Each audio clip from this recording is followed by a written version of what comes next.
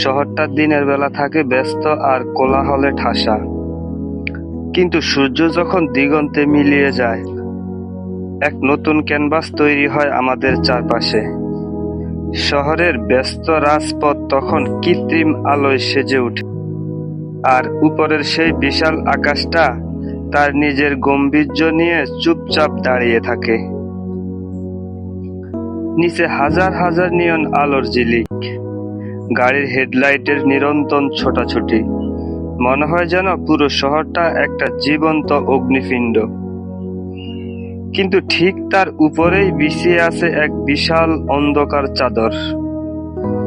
শহরের এই যান্ত্রিক আলোর ভিড়ে আমরা ভুলে যাই, ওই কালো মেঘের আড়ালে অগণিত নক্ষত্ররা আজও মিটমিট করে আমাদের দিকে চেয়ে থাকে।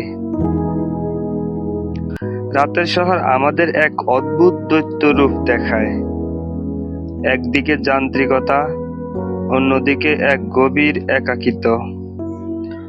উপরের শান্ত আকাশ যেন আমাদের মনে করিয়ে দেয়, পৃথিবীর সব দৌড়ঝাঁপ শেষে দিন শেষে আমাদের একটু প্রশান্তির প্রয়োজন।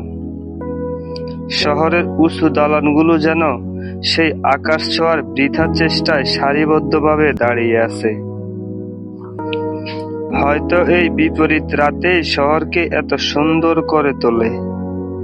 নাগরিক ব্যস্ততা আর মহাজাগতিক নীরবতা দুটো মিলেমিশে একাকার হয়ে যায় এই অন্ধকারের প্রহরে।